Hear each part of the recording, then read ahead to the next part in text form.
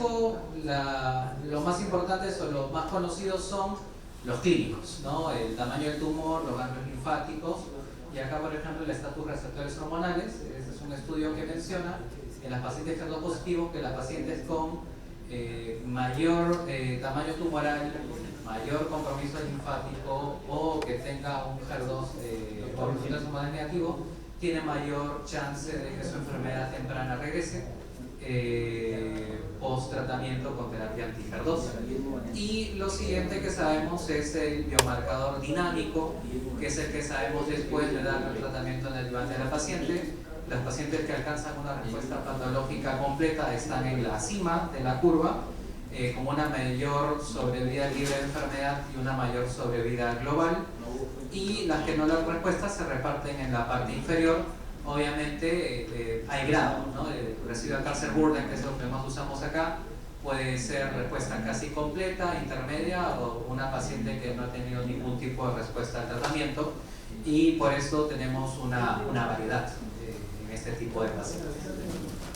Entonces, desde el punto de vista clínico vemos de que no es una enfermedad homogénea, sino que tiene sus matices, ¿no? Si hablamos lo que es el TNM, el estadio clínico, podemos empezar en las pacientes que tienen tumores menores de 2 centímetros, las cuales podríamos afrontar con cirugía.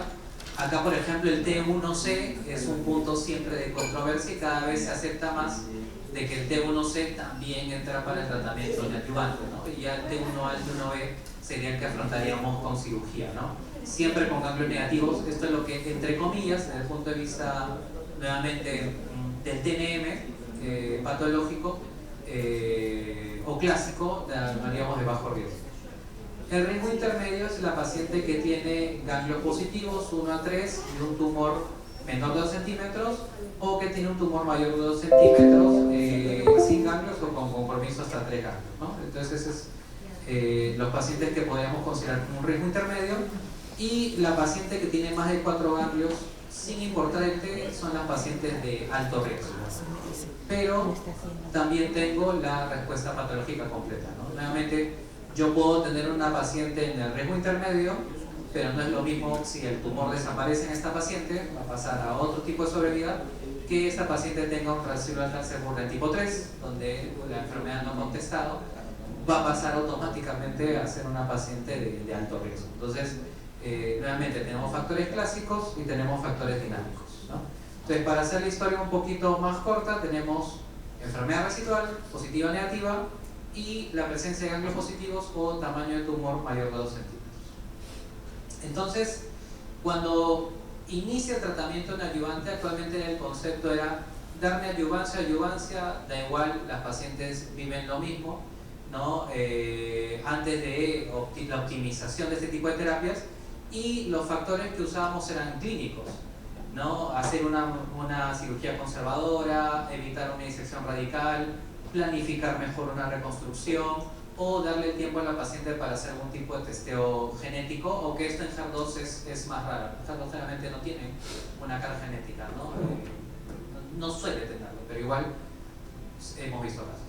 Y el factor biológico, que es lo que ahora está en boga, es tengo información pronóstica del paciente. Nuevamente, la paciente que tiene enfermedad residual es una paciente que tiene mayor riesgo, y puedo con esto escalar mi terapia o desescalarla, ¿no? Es decir, empezar a personalizar el tratamiento de mi paciente.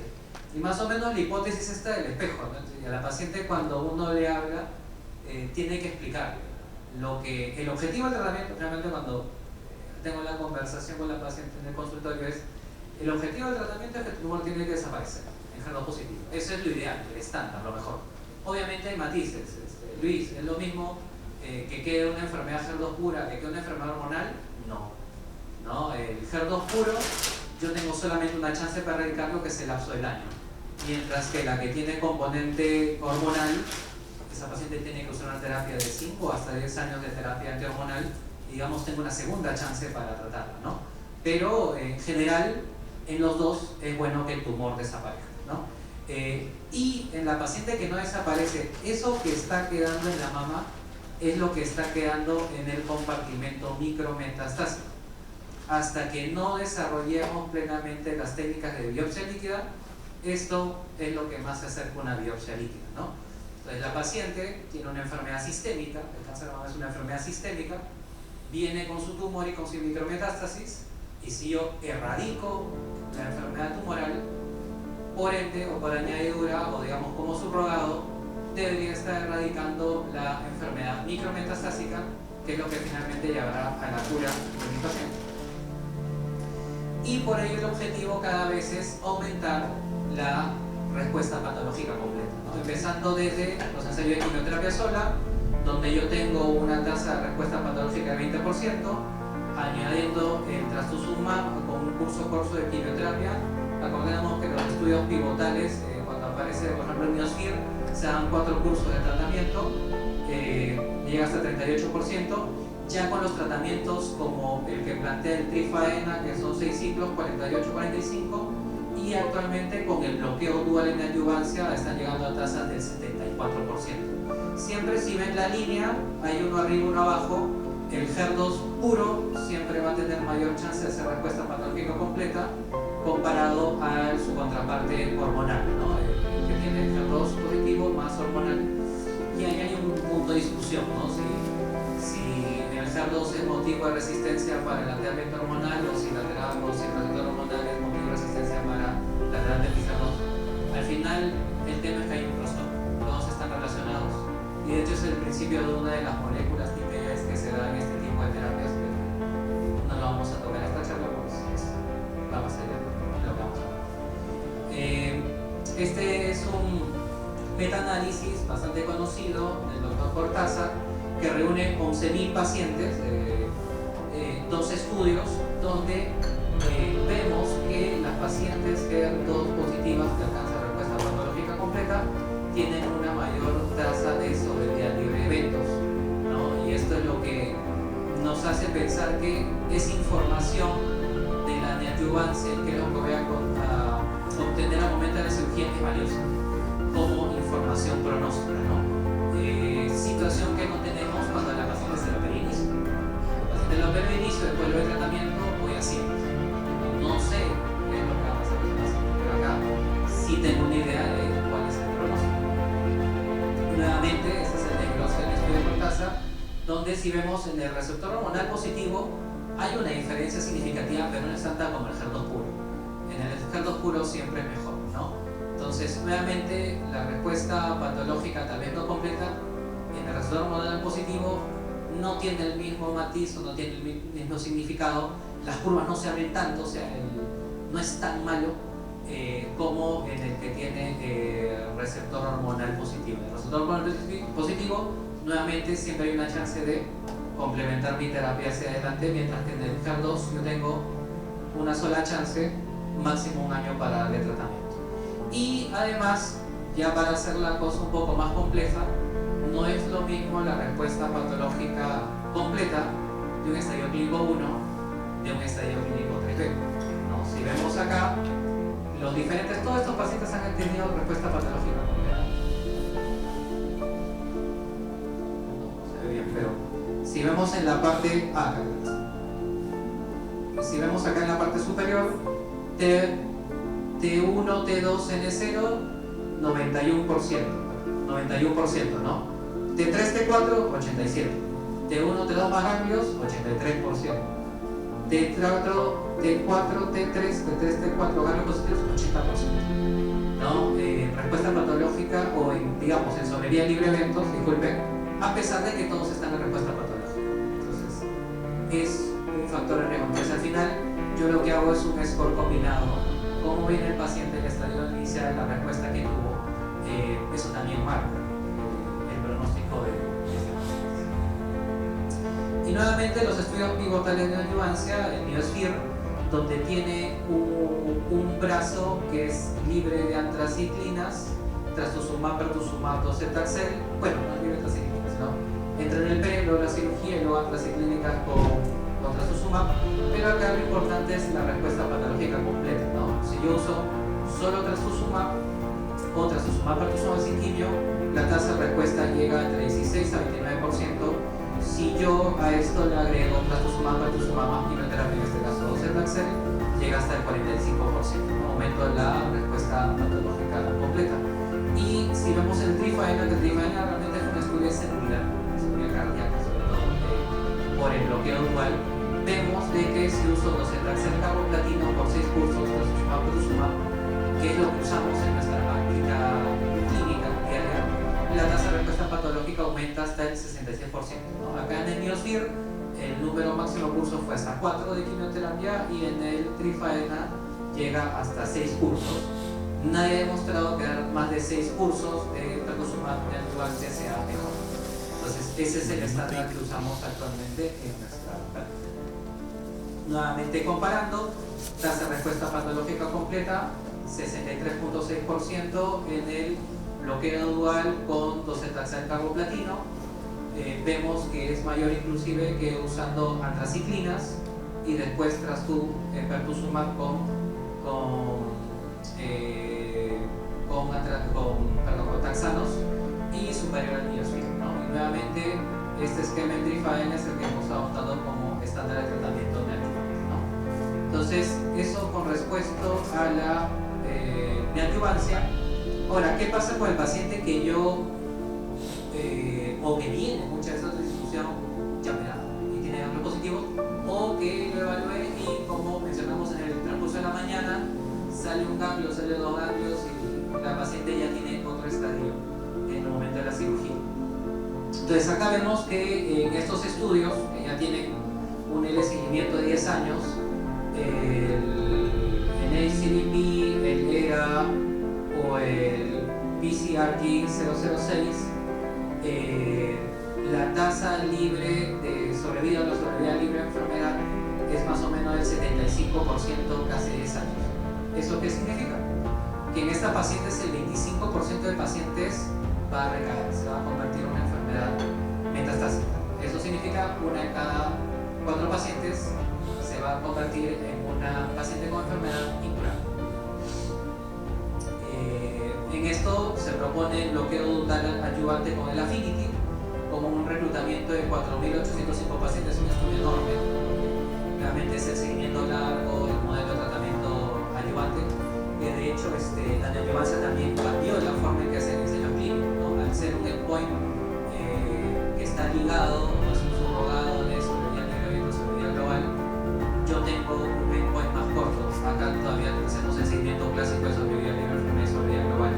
Acá el 63% de las pacientes reclutadas con axila positiva, 25% consideradas de alto riesgo con más de 4 años y el 78% de las pacientes recibieron antraciclina.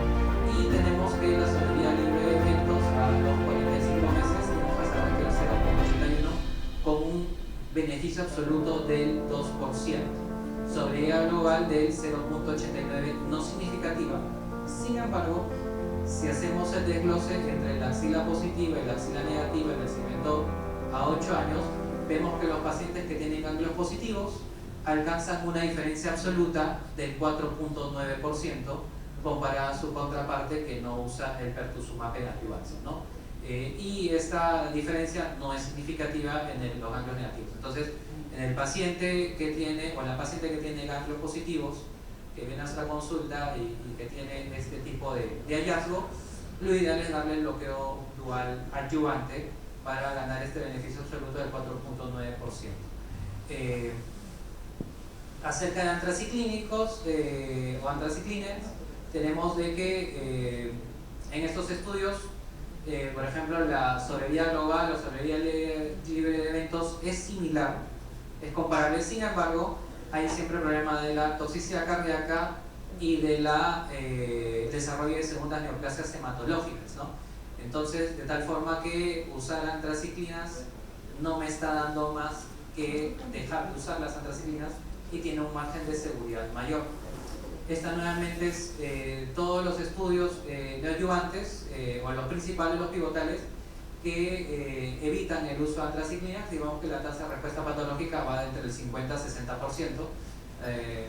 es parecido. Y el que hizo la comparación entre grupos con antraciclinas y antraciclínicas, el estudio TRAIN2, donde vemos que la respuesta patológica completa, que fue uno de los endpoints primarios, es 67 versus 68%, no hay una diferencia estadísticamente significativa y por lo tanto son comparables. Es decir, nuevamente esto comparando ya frente a frente, no te da un beneficio el uso de antraciclinas.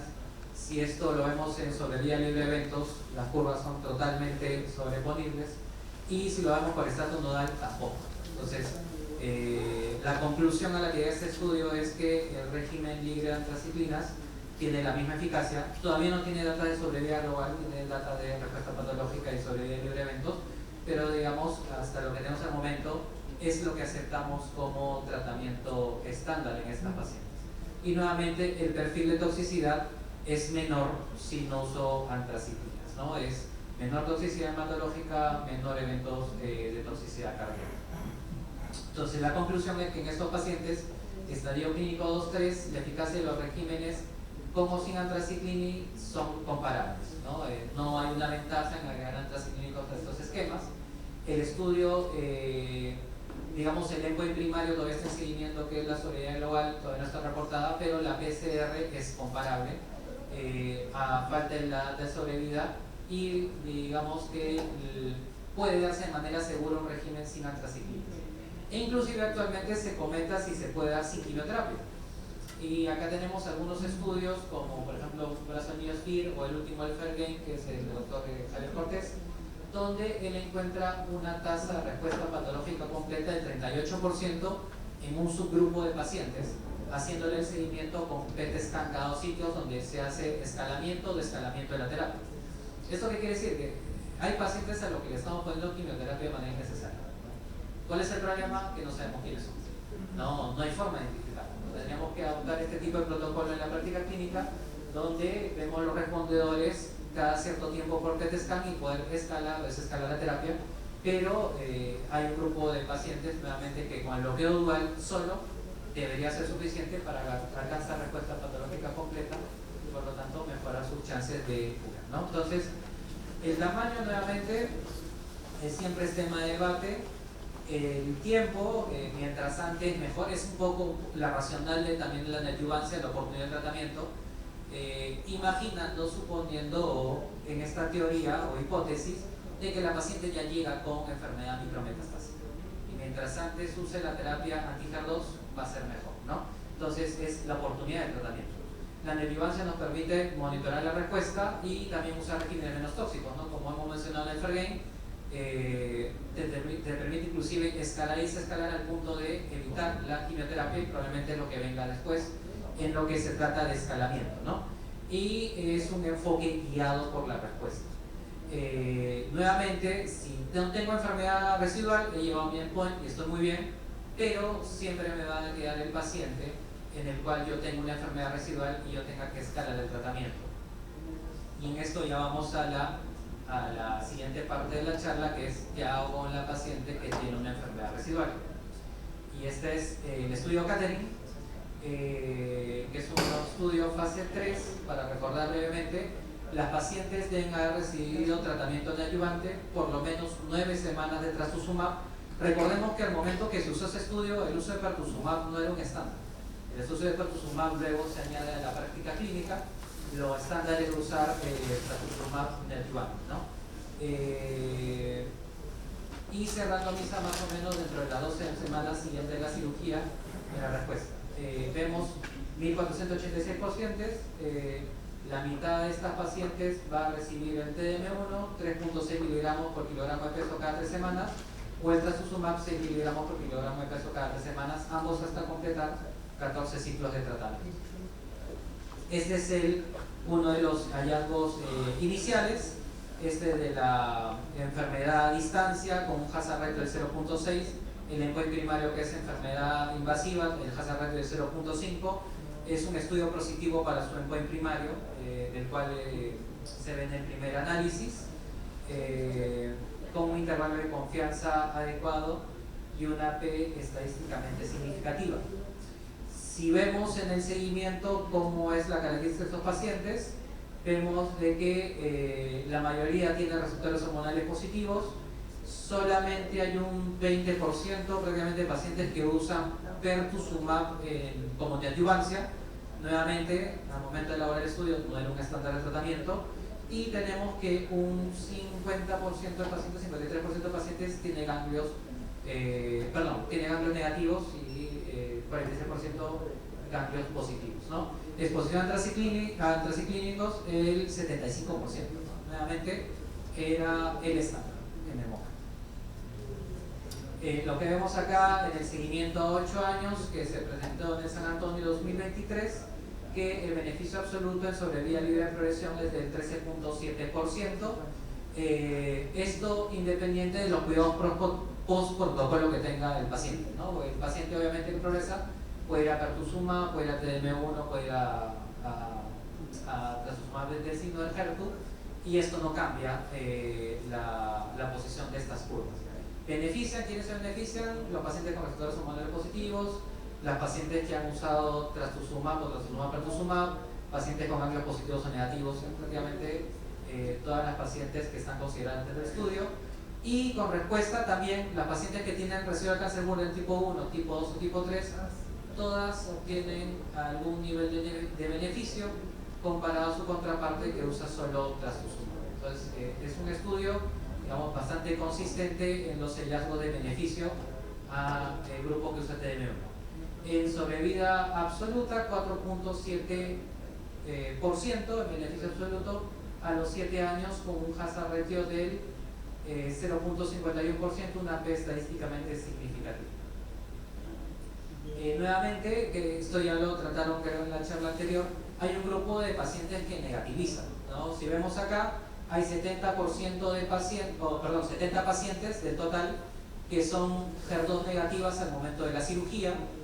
De este 70%, que es el 8.3% del total, tenemos que en el grupo que usa TDM1 no hay eventos de recurrencia, a pesar que son HER2 negativos.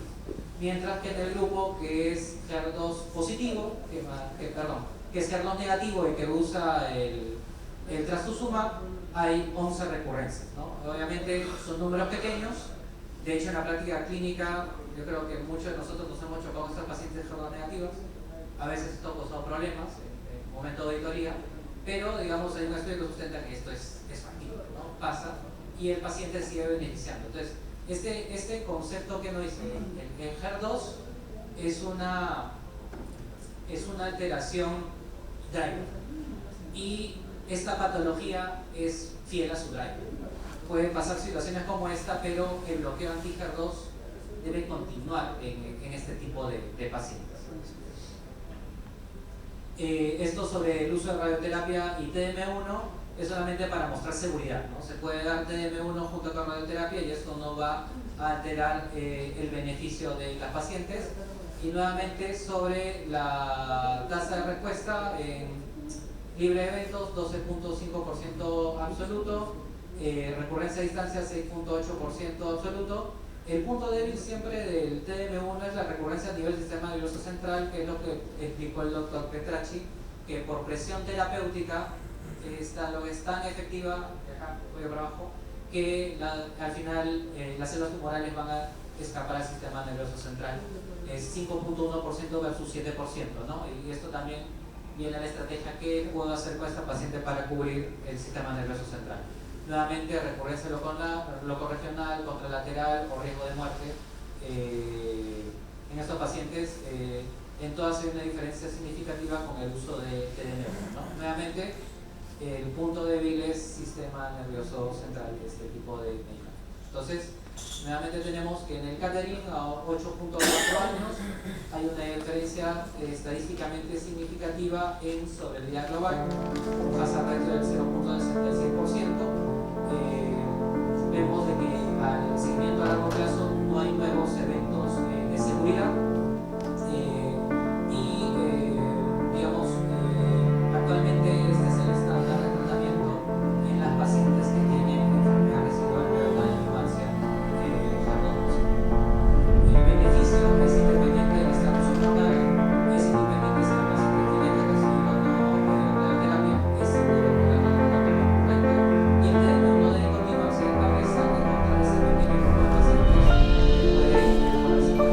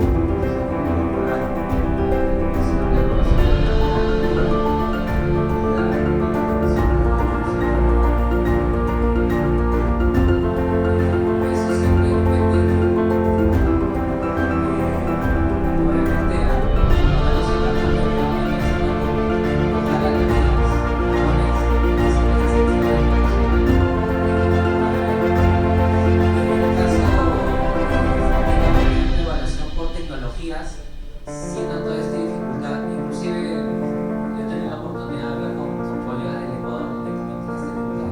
Yo sé que un tumor de menos centímetros lo puede usar la regularidad y siempre el problema va a ser el tamaño de los pacientes que reclutas. Desgraciadamente en este estudio T1 es un grupo pequeño, igual que los que negativizan, y nuevamente depende por qué lado. Entonces yo creo que ahí es sentarse, conversar, y el tema es de que así como el TN importa, ¿no? Como eso, el tema biológico también importa. Entonces esta paciente puede tener 1.5 centímetros, pero puede ser una enfermedad monstruosa que se sale de control, que todos los hemos sido testigos en este tipo. Y tal vez la estoy subtratando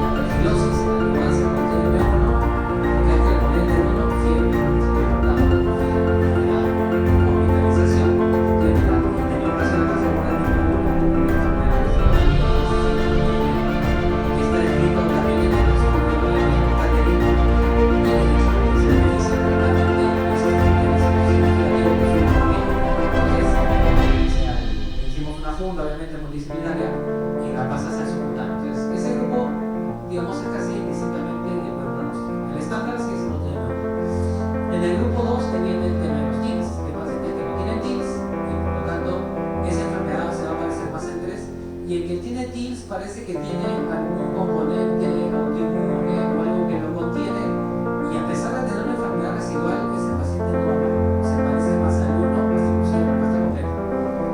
Y el 3 yo diría que es el que invariablemente va a hablar. Si tienes una paciente que la está sumando igual, y tienes una paciente que tiene 3, ahí tal vez habría que evaluar el tema de las nuevas anticuerpos conjugados, donde le das una oportunidad, o un stop, o otro tipo de terapia. Entonces, no vas a suicidar, o sea,